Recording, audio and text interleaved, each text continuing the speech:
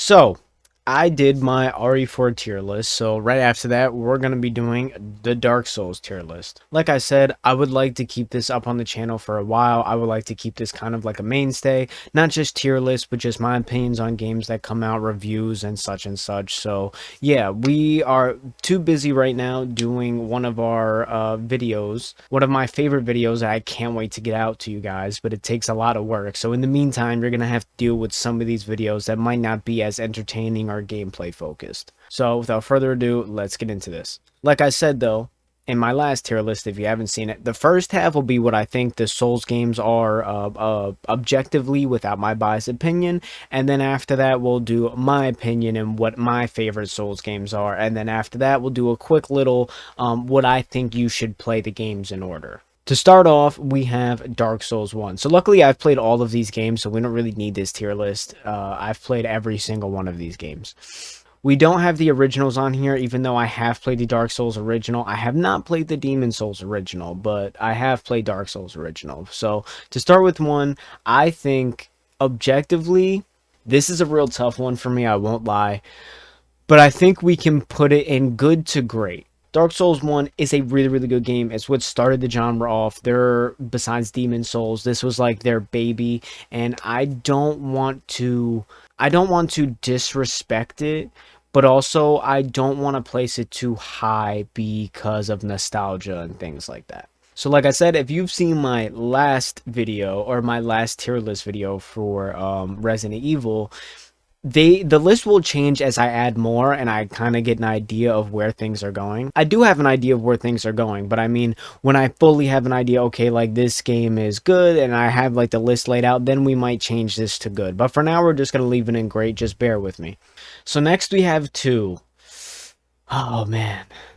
I think 2 was good to and being like it's kind of whatever. I won't lie, I don't think 2 is trash, but I would put 2 in either good or so for now we're gonna put this in and we're gonna actually move everything down 1 for now. This is how we're gonna do it. So Dark Souls Remastered good, and Dark Souls 2 we'll put in DS3.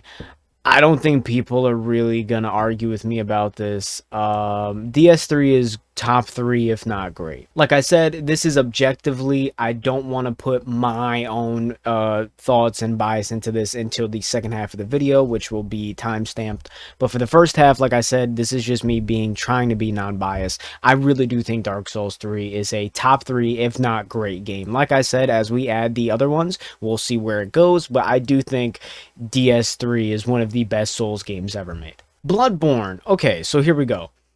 I think objectively, Bloodborne is great. I think we might boost this to top 3, but like I said, we're going to see how it goes. I want to put it at great.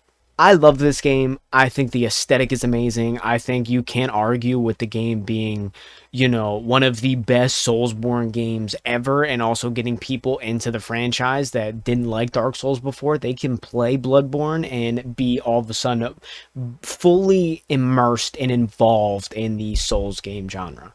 But there are issues with the game. Now, I just want to point this out before I get attacked. I'm not complaining about the game because the game is still great. However, it is still sad, and I know we can't do anything about it. But Bloodborne right now, only being on PlayStation at 30 frames is trash. You can still play the game at 30 frames. We all do, and it's still great. However, 2026, playing games at 30 frames doesn't feel good. Yes, are we spoiled as gamers? For sure, but there's no reason Bloodborne is still 30 frames and only on PlayStation. However, though, recently, like recent as in like the last month, you are able to put Bloodborne on PC, but it does take some setting up to do, and a lot of people are reporting crashes and can't even run it. So putting Bloodborne on PC, you have to emulate it, so there's no official way, and that's kind of a problem, but you can do it and run it at 60 frames. But like I said, I'm not gonna put too heavy on the game being 30 frames. Just like, I'm not gonna make that like the biggest complaint or a huge complaint on the game. The game's still great regardless of its frame rate. It just sucks that in 2026 we still have to deal with that. Along with the news that came out recently that they tried to remake it, and Fromsoft or Miyazaki, whoever designed it, denied it. Like I said, I'm pretty sure it's Miyazaki who denied it, or the company, whoever. But anyway, another complaint that I have about Bloodborne is that of all of these games, in my opinion, Dark Souls 1 kind of falls to this, but I don't think as bad as Bloodborne. Bloodborne falls short because of the DLC. Now you're going to be like, wait, the DLC is one of the best DLCs ever. Like, Orphan, like, what are you talking about? Yes. But the base game, my point is, you need the DLC for Bloodborne. Playing the game base, you have 2 weapons. No, you have like 3 to 4 weapons. That's it. The game you could beat in like 4 to 6 hours if you really like wanted to just go through it. And the DLC has some of the best boss fights. Like I said, base Bloodborne is still one of the best Souls games. It is great. Everyone loves it. But I'm not going to just let Bloodborne be what other people do and let it be the top of the top and there's nothing wrong with it and it's great. There are issues with it, and one of my biggest issues is the weapon variety and the length, and in my opinion the DLC fixes that, but you shouldn't have to pay for DLC for the game to feel more complete. But everything else about the game is 10 out of 10. The aesthetic, the combat, the parries, the how you can switch your weapon from heavy to light, the builds, like I said, everything else about the game is great. So like it doesn't really dock it any lower, but I'm not going to sit here and act like there's nothing wrong with Bloodborne. There's also things wrong with Dark Souls and Dark Souls 3 and other games on this list, so don't think I'm just pointing out Bloodborne. But Bloodborne to me is like the communities outside of Elden Ring. It's like the communities like, magnum opus, and it's kind of like, yeah, but it has its issues, and I just want to make sure I'm not being totally biased towards Bloodborne. So next we have Demon Souls. Demon Souls is great. No question. The remake especially, great. There's no questions about this. I mean, even if you're so used to, the Dark Souls formula of using, or even Sekiro, of the gourds and the Estus flasks, and even, Elden Ring has its own flasks. You play Demon Souls, and if you want to say, like, the grass is annoying, A, it's not that hard to farm, B, it's not that hard to buy, and C, that doesn't change the, game as a whole. Demon Souls remake is so good. In my opinion, it's one of the best remakes remastered ever. Like, it might not be the best, but it's one of the best remakes or remasters or whatever you want to call it of all time. Demon Souls remake or remaster is great. So yeah, like I said, we're going to adjust the list in a moment when we get these 2 in there, but for now, we'll just keep these 2 in great. So now we have Elden Ring, without question. I have my own opinions, but objectively, Elden Ring is top 3, if not the best Souls game ever made. As much as I think it still has issues that people don't acknowledge, it is without a doubt the magnum opus, or the greatest work Miyazaki and Fromsoft have ever put together. I know I have no Game of Thrones content on this channel. I would like to do, or as we call it, the A Song of Ice and Fire. I would like to make asswife content, but as of right now, I just haven't, but that'll be up soon. The reason I'm bringing that up, though, is because one of my favorite authors ever, George R. R. Martin, wrote the background in the lore to Elden Ring. So essentially, the writer of Game of Thrones wrote the background and lore, and then Miyazaki came in and dropped a nuke and destroyed everything to make what we know as Elden Ring. And I don't mean like destroyed it in a bad way, but made the Scarlet Rot, made all the people that George wrote are dead now, and it's just this empty wasteland for the Tarnished to go through. So yeah, 2 of my favorite creators ever, George doing Asswife, as well as Miyazaki creating some of my favorite video games, combining on one game. The game's great. There's nothing bad you can really say about Elden Ring. It's fantastic. It's kind of like Expedition 33 to me. I know I'm going off a little bit of a tangent, but let me just say, people don't like Elden Ring because everyone loves Elden Ring. And there's people who genuinely have an opinion and don't like Elden Ring for reasons, which I can get to later. But I do think some people just hate it because everyone likes it, but it's a great game. It's one of the best games ever made. It deserves the hype that it gets. And I feel the same way about Expedition 33, which I know off on a tangent, we'll talk about Expedition 33 another time. But Expedition 33, even if it's not a game for you, it is still a great fucking game that came out. And I think the same thing about Elden Ring. Even if it's not for you and you don't like the game, that doesn't change the fact that the game deserves the hype that it gets. So yeah, anyway, now we have Sekiro. So this one's tricky for me, because as much as I want to take the community's opinion, you'd be surprised. A lot of the community is 50-50 on Sekiro. A lot of people are either, they don't like the game and it's not a Fromsoft game and it doesn't feel like the rest of them and they don't like it, or it's too easy, or the other half is like, I love this game, it's great, it fits right in, and they did something new and it worked out. I think it has to go in great. I don't think that maybe it's below DS1, but I think as a game objectively, the bosses in that game, the way that the game is, they've never made a game like that with the parry system, the snake, the story. It is a great game. So now to rearrange the top 5. So this is what I think that the list actually is. So I think Elden Ring is objectively is the best Souls game. I think DS3 is right next to it.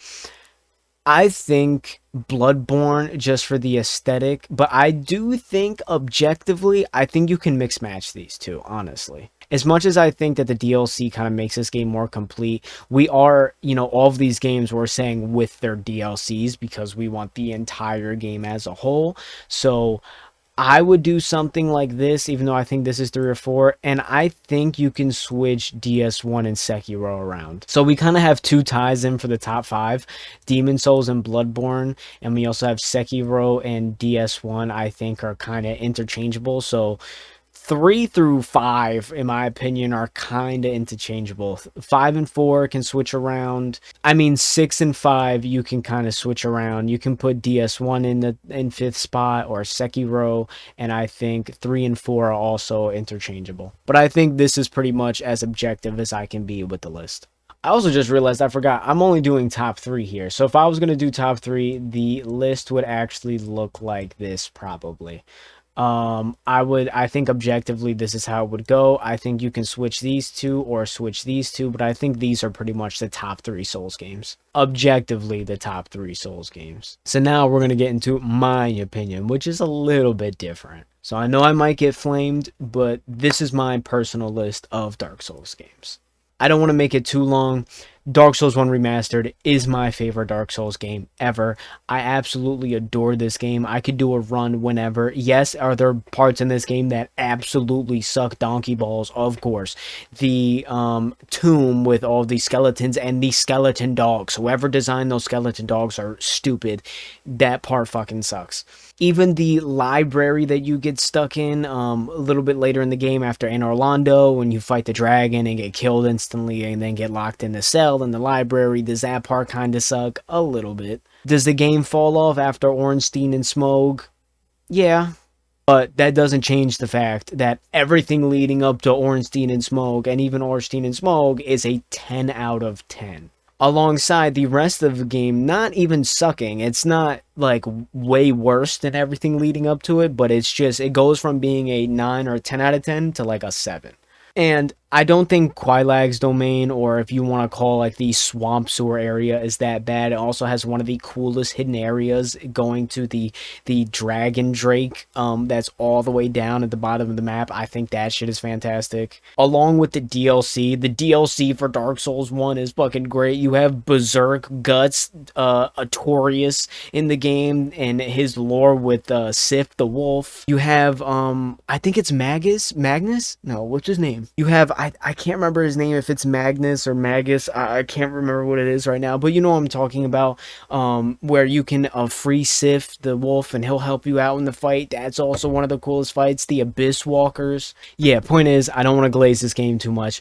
Dark Souls 1, in my opinion, is my favorite Dark Souls ever made. I absolutely love it. I can't admit that there's issues with the game, but I do think that it is a great Souls game and is absolutely my favorite game. Sekiro. Sekiro is my style of game. I actually played Sekiro and DS3 before DS1. The culture of Sekiro, like the Japanese culture, and just the parry system and using the sword, in usual Souls games you get to choose your weapon, but in Sekiro you have one weapon the whole game and you have to master that weapon. So I really do love Sekiro. I love the bosses in the game. I love even, Father Owl and is it Lady Butterfly? I don't remember her name, but you guys should know who I'm talking about. I love those boss fights. I love the fact that you can go back and redo the boss fights. They even have a, you know, he's in some of the Souls games. It's different in Sekiro, but it's like the fire demon that is in like every single way. He's in Elden Ring. He's in Dark DS3. He's in DS2. I don't know if he's in DS1. And to be clear, it's not the same exact enemy. It's just an enemy that is pretty, like, it's a fire demon, and he's pretty much in all the games. He's just not named the same or looks the same, but he pretty much acts the same in all the games. I love that fight, but yeah. Anyway, Sekiro, I don't want to take too long. One of my favorite Souls games. It's number 2 for me. I love the aesthetic. I love the story. I love everything about Sekiro. The replayability isn't as there as the other ones, I will say that. Like, once you finish Sekiro for the first time, I mean, you don't really have to run the game back again, but it is fun to replay. It just doesn't have as much replayability as all the other games. But let's not forget the ending boss fight, one of the hardest boss fights in history of video games. Sword Saint Ishin, I believe that's it, and then, you know, Genichiro and stuff. That is one of the hardest boss fights. The dude, all of a sudden, third phase, pulls out a fucking gun and just starts blasting you. One of the hardest, but most, you feel so accomplished and so relieved when you beat this game. I love Sekiro. Demon Souls. I don't want to spend too much time talking about all these games, so just quickly, Demon Souls, one of the best remakes or remasters ever. I think it's a great game. The graphics somehow look better than like Elden Ring. Like, the graphics somehow look better than all the other games on this list. I know it's fairly recent, but still, Demon Souls graphics are absolutely amazing. One of the best PS5 exclusives that has ever released. It is great. I don't think I need to say much else. The boss fights are pretty cool. Some of the areas kind of suck, like the double gargoyles that can knock you off on the little, you know, pathway that you're on, the tiny pathway. The other boss fight where you have to like run and like kill somebody in a room on the top right to be able to beat it. Like, there's a few gimmick bosses in this game, but I do think the game as a whole is still great. It's just some of the bosses are a little underwhelming. Dark Souls 3. I love Dark Souls 3. It is pretty much the magnum opus of 1. We're not going to talk about 2, but it is pretty much just the way better version of 1. And yeah, I think Dark Souls 3 is so good, so good. Everything about the game, the DLC is great. The bosses are some of people's favorites. The weapons and the amount of weapons you can use and that are actually useful in this game is great. Not to talk about like the Firelink Shrine of the first one, the like main area where you go, where you have all your NPCs and your main bonfire also is amazing, along with the thrones that sit up. The aesthetic, everything about Dark Souls 3 is just great. It just, for me, doesn't do as much for me as the other 3 games. It just feels a better version of 1, where to me 1, 2, and 3, I mean Dark Souls 1, Sekiro, and Demon Souls, my 1, 2, and 3 on the list, all feel like kind of their own game, where DS3 just feels like the completed and perfected version of DS1. So now Elden Ring. I want to make this clear. Probably besides Dark Souls 1, Elden Ring is the Souls game I have played the most. I have like a new game plus with +6, and I also have like 2 other full completed playthroughs. So I've played the game almost 10 times now, or replayed the game 10 times completed. That doesn't even get to mention all the runs where I kind of started and then left off and like changed builds, but like I've completed the game almost 10 times. And to me, it has its issues, but it's definitely one of the best games. It is still one of my favorites. All of the weapons are great. The weapon abilities are great. The starting area is great. I still love, you know, getting past the first boss where you automatically die, going through the tutorial, coming out, and then immediately getting absolutely smashed by the tree sentinel. But its problems, I do think Dark Souls 1's open world is too much. To fix this little error very quickly, I meant to say the Elden Ring open world, not Dark Souls 1. I was getting tongue-tied and thinking of different games. It was a long day when I made this video, please forgive me. But yeah, I did not mean to say Dark Souls 1's open world. I meant to say Elden Ring's open world. And what I mean by that is, as much as I love that games don't hold your hand and say like, hey, like this is what you're supposed to do, there has never been a Souls game, even Dark Souls 1, which people hate the layout of, where I had to look up a YouTube video and try and figure out what I'm doing or where I'm supposed to go or where this NPC is. Elden Ring is the only game on this list, literally, and you guys don't have to believe me, it's fine, I know. Elden Ring is the only game on this list that I had to like consistently, not consistently, but watch YouTube videos for a few times to figure out either where I was going or where an NPC was or what path I should take. Again, even with Dark Souls 1 being people hate the layout of and stuff, I still didn't have to look up as much stuff as I did than with Elden Ring. But other than that, I don't think Elden Ring has too many other issues. There's a lot of reused bosses, but I'm not going to be one to complain about that. I just want to point it out. But I'm not going to complain about it considering the game has like 200 bosses or 100 bosses or something crazy like that that you can fight in the game. Yes, of course, some of them are going to be reused, and there's still boss fights that are fun. The dungeons are cool. So yeah, I'm not going to complain too much about that. I think the map of following the graces and it points out like where you should go. I think that is a great addition, but like I said, the open world is just, in my opinion, too much. And for a new player who's never played a Dark Souls game, I know a lot of people got introduced to Dark Souls and Souls games from Elden Ring,